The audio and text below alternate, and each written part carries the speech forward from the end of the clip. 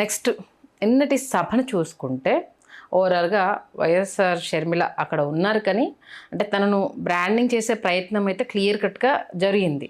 అంటే ఎంతవరకు ఆ సభ ద్వారా ఆ బీభత్సమైన మైలేజ్ ఇచ్చే ప్రయత్నం చేశారు క్లియర్ కట్గా అయితే తెలుస్తుంది.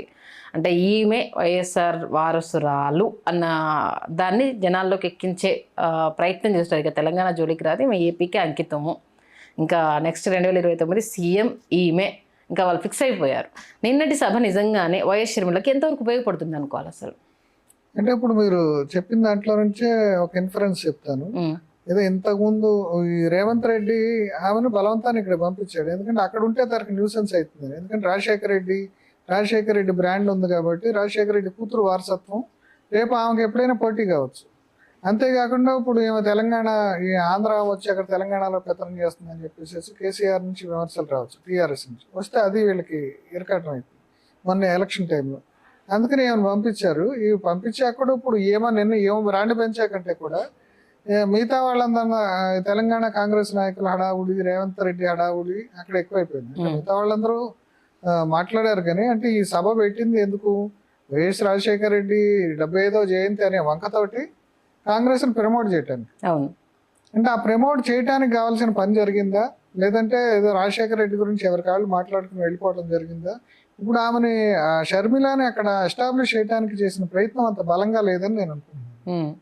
అంటే ఇక్కడ వైఎస్ఆర్సీపీ అభిమానులు కావచ్చు, రాజశేఖర రెడ్డి అభిమానులు కావచ్చు, ఒకప్పుడు రోడ్ల మీద నిలిచబెట్టిన పిల్లల్ని ఇప్పుడు మళ్ళీ అదే వైఎస్ఆర్ లేకపోతే మీకు కాంగ్రెస్ పార్టీ లేదు అనేసి అని చెప్పుకోవడం ఎంతవరకు సమంజసము? షర్మిలమ్మ, ఇది నీకు కనిపించట్లేదా? నువ్వు కూడా ఒకప్పుడు రోడ్డు మీద వచ్చి నీ అన్న కోసము కాంగ్రెస్ పార్టీ వాళ్ళు చేసిన దానికోసం ఫైట్ చేసిన దానివే కదా, అసలు ఎట్లా మర్చిపోయే విషయాన్ని అంటూ గుర్తు చేస్తున్నారు. అదే ఇప్పుడు షర్మిల ఏంటంటే అది ఇప్పటి వరకు ఆ బ్రాండ్, రాజశేఖర రెడ్డి బ్రాండ్ అనేది అతని దగ్గరే ఉంది, జగన్మోహన్ రెడ్డికే వచ్చింది. ఎందుకంటే ఆమె కూడా పార్ట్ అండ్ పార్సల్ ఆఫ్ వైఎస్ఆర్సీపీగా ఉంది. అన్న విడిచిన బాణం అని చెప్పేసి ఆమె కూడా ఆయనతోటి ఉంది. అదే వాళ్ళ ఆస్తి తగాదాలు కావచ్చు, ఈగో ప్రాబ్లమ్స్ కావచ్చు, వాటి వలన ఇప్పుడు కేవలం వాళ్ళిద్దరికి రాజకీయ విభేదాలు, సైద్ధాంతిక విభేదాలు ఉండి విడిపోలేదు. అంటే అది ఒక కుటుంబ తగాదా వల్ల ఇప్పుడు ఏమైందంటే అతని మీద ప్రతీకారం తీర్చుకోవటం, అతని మీద ఒత్తిడి తీసుకురావటం, ఈ ఉద్దేశంతో అంటే మొదట్లోనేమో మరి ఇబ్బంది ఎందుకు అని తెలంగాణలో ప్రయత్నం చేసింది. తర్వాత ఇంకా ఇక్కడికి వచ్చి మన ఎలక్షన్స్లో డైరెక్ట్గా ఢీకొంది. అంటే ఢీకొంటాం అంటే వాళ్ళిద్దరూ ఏదో ఒకటి తేల్చుకోవాలి. ఆ తేల్చుకునే దాంట్లో ఈలోగా జగన్ ఓడిపోయాడు. అంటే వీళ్ళిద్దరు కలిసి ఏం చేశారంటే ఆ వైఎస్ఆర్ బొమ్మని చిన్నపిల్లలు ఆడుకునేటప్పుడు కింద పడితే పైలిపోద్ది కదా, ఇద్దరు పెరుగుడు ఆడుతుంటే అట్లా చేశారు. ఓకే, నిన్న కూడా వాళ్ళతో సన్నిహితంగా ఉన్న ప్రభాకర్ రెడ్డి గారు రిటైర్డ్ ఐఏఎస్ ఆఫీసర్ కూడా వీళ్ళిద్దరు ఇట్లా చేస్తే నష్టమైంది, ఇద్దరు కలిసి ఉమ్మడిగా వైఎస్ఆర్ వారసత్వాన్ని ఉపయోగించుకుంటే మంచిది, కానీ ఇద్దరు కలిసి దానికోసం పెనుగులాడితే మొత్తం ఇద్దరికి నష్టమే. ఇప్పుడు అందరు కూడా వైఎస్ఆర్ అభిమానులు కూడా ఏం కోరుకుంటున్నారంటే అన్నా చెల్లి కలిసి వైఎస్ఆర్ పార్టీలో ఉంటారా, లేదంటే ఇప్పుడు ఈ మధ్యలో జగన్ ఏదో ప్రయత్నం చేసినట్టు శివకుమార్ని వాళ్ళని కలిసి ఆయన కాంగ్రెస్ లో విలీనం చేయటమా? అంటే ఇద్దరు కలిసి ఒక ప్లాట్ఫారం మీద ఉంటేనే ఆ అది రాజశేఖర రెడ్డి ఇమేజ్ కానీ, రాజశేఖర రెడ్డి బ్రాండ్ కానీ, రాజశేఖర రెడ్డి వారసత్వం కానీ ఉపయోగపడుతుందని చెప్పేసి ఆ రాజశేఖర రెడ్డి అభిమానులు కూడా అనుకుంటున్నారు. దాన్ని బట్టి ఇప్పుడు వీళ్ళిద్దరు మరి కలుస్తారా? తెర వెనుక ప్రయత్నాలు ఏం జరుగుతాయి? విజయం వీళ్ళిద్దరిని ఒక దగ్గరకు తీసుకురాగలుగుతుంది. ఎందుకంటే ఆమె కూడా శక్తివంచం లేకుండా ప్రయత్నం చేసి ఇక మన ఎలక్షన్ టైంలో ఆమెకి ఇబ్బందికర పరిస్థితి వచ్చి అమెరికా వెళ్ళిపోయింది అని చెప్తున్నారు. అమెరికా వెళ్ళి ఈవెన్ నిన్న జయంతికి కూడా కొడుకుతో ఒకసారి, కూతురుతో ఒకసారి వెళ్ళింది. ఈవెన్ అంటే దూరం ఇంకా తగ్గదు అనేది క్లియర్ కట్ గా తెలిసిపోయింది. నిన్న సభలో మరి విజయం లేకపోవడం ఎలా చూడాలంటారు? అంటే ఇది మనం ఒక కార్పొరేట్ ఫ్యామిలీలో జరిగిన ఈ చీలికతో మనం పోల్చవచ్చు. అంబానీస్ ఫ్యామిలీ ఉంది కదా, అంబానీ ఫ్యామిలీలో చీలిక. ఆయన అంబానీ, ముఖేష్ ఈయన ధీరుభాయ్ అంబానీ చనిపోయాక అక్కడ కూడా ఇట్లాగే గొడవ వచ్చింది, ముఖేష్ అంబానీకి అనిల్ అంబానీకి. ఆ మధ్యలో అప్పుడు కోకిల వాళ్ళ మదరు కూర్చోబెట్టి వీళ్ళిద్దరిని పరిష్కారం చేసి ఎవరి ఆస్తులు వీళ్ళకి జాగ్రత్తగా పంచిపెట్టి చేసింది. అంటే ఒక సమర్థవంతంగా ఆమె చేసింది. ఇక్కడ అవకాశం వీళ్ళు విజయమ్మకి ఇవ్వట్లేదు.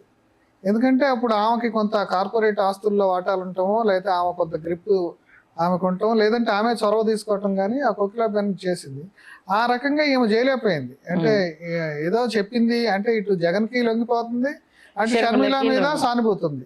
అంటే ఆమె గట్టిగా నిలబడితే జగన్ కూడా మొండాడు కాబట్టి జగన్ని తను ట్యాకిల్ చేయలేకపోయింది. ఇటు జగన్ని ట్యాకిల్ చేయలేకపోయింది, అటు షర్మిలాని ట్యాకిల్ చేయలేకపోయింది. కాబట్టి ఇక ఈ కొట్లాట వచ్చింది. ఇది బజార్న పడే పరిస్థితి వచ్చింది. అంటే ఒక మామూలుగా ఫ్యామిలీ తగాదా, ఫ్యామిలీ పరువు బయటపడటమే కాకుండా ఇప్పుడు కాంగ్రెస్ కి సంబంధించిన వ్యవహారాల్లో కూడా, అంటే కాంగ్రెస్ పరువు అని చెప్పలేం కానీ కాంగ్రెస్ రాజకీయాలు కూడా ఒక కుటుంబ తగాదా నేపథ్యంలో, కుటుంబ తగాదా ముసుగులో బయటపడ్డాయి.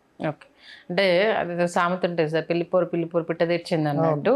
ఇప్పుడు వీళ్ళిద్దరి పోరు మూడో వ్యక్తికి లాభం తప్పితే అయితే వీళ్ళకి వచ్చింది అయితే ఏ కోసం ఏమీ ఉండదు. కాకపోతే దీన్ని మరి కాంగ్రెస్ పార్టీ అంత ధీమాగా నిజంగా అంటే ఉప ఎన్నికల్లో గెలిపించి తీరుతాను అంటూ చెప్పడాన్ని, ఇప్పుడు ఉప ఎన్నిక వచ్చినట్టు అభ్యస్గా కూటమి అభ్యర్థి కూడా నిలిచి ఉంటారు. ఇప్పుడు అక్కడ ఉన్న ఓట్ షేరింగ్కి సంబంధించి చూసుకుంటే ఖచ్చితంగా ఇప్పుడు మిమ్మల్ని గెలిపించిన ఉపయోగం లేదు, ఒక మెంబర్ని గెలిపిస్తే కేంద్రంలో ఇంకా ఇదవుతుంది అనేసి అన్న ఈక్వేషన్స్ వస్తాయి. ఏంటి అసలు వీళ్ళ పరిస్థితి నిజంగా? అవును, ఉప ఎన్నికలో ఇప్పుడు అక్కడికి వచ్చేదానికి ఎవరి కూడా వాళ్ళది ఉంటుంది. జగన్ ఉంటాడు, షర్మిల ఉంటుంది, కూటమి నుంచి అభ్యర్థి కూడా ఉంటాడు. అంటే దాన్ని బట్టి ఇప్పుడు ఎవరికి లాభం అవుతుంది? జగన్కే లాభం అవుతుంది. ఎందుకంటే ఇప్పుడు అంటే అప్పుడు అంటే జగన్కి, అంటే ఇక్కడ మనం అధికార పక్షం అని కాకపోయినా అక్కడ జగన్కి గ్రిప్ ఉంది కాబట్టి ఆయన అక్కడ అధికార పక్షం లేకపోతే వాళ్ళ పార్టీ క్యాండిడేట్, అఫిషియల్ క్యాండిడేట్ మనం గెలిచాడు కాబట్టి వాళ్ళకి వ్యతిరేకంగా పడే ఓటు వీళ్ళిద్దరు చీల్చుకుంటారు. అది మళ్ళీ జగన్కే లాభం అవుతుంది. అది అంటే ఇప్పుడు ఎంత రేవంత్ రెడ్డి ఢిల్లీలో తిరిగినా రేవంత్ రెడ్డికి అంత కరిష్మా ఏమి లేదు. అంటే అక్కడేదో ఈజీ మేనేజ్ చేయగలడు పాలిటిక్స్. మొన్న ఏదో కలిసి వచ్చింది ఏంటంటే ఈ కేసీఆర్ నియంతృత్వ ధోరణి, ప్రజలకి అతని కుటుంబ పాలన వీటన్నిటి విసుగు పుట్టి, ఇక్కడ ఏంటంటే ఇక్కడ జగన్ పట్ల కడపలో ఇంకా అంత వ్యతిరేకత ఉందా అంటే మనం ఇప్పుడే చెప్పలేము. ఎందుకంటే మొన్న వీళ్ళిద్దరు మ్యాక్సిమం ట్రై చేశారు. సునీతమ్మ కానీ లేదంటే షర్మిల కానీ వాళ్ళు చేసినంత ఏంటంటే సొంత బాబాయిని చంపేశారని ఆరోపణలు వచ్చిన క్యాండిడేటే ఇప్పుడు అక్కడ గెలిచాడు.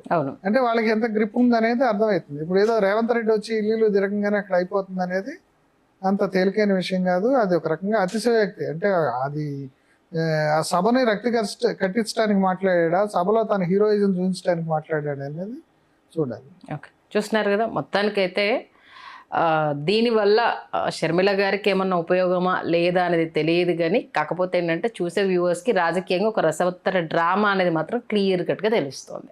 Please do subscribe to Telugu Rajyam channel. Please do subscribe to Telugu Rajyam channel. Please do subscribe to Telugu Rajyam channel. Hi అండి, నేను మీ ఆర్పీని, నెల్లూరు పెద్దారెడ్డి చేపల పులుసు ఓనర్ని. మీరు తెలుగు రాజ్యం అనే ఈ యూట్యూబ్ ఛానల్ సబ్స్క్రైబ్ చేసుకుని మంచి మంచి వీడియోలతో వస్తారు. Thank you so much. Hi people, I'm Sonakshi Verma and you please watch Telugu Rajyam and please subscribe to the channel.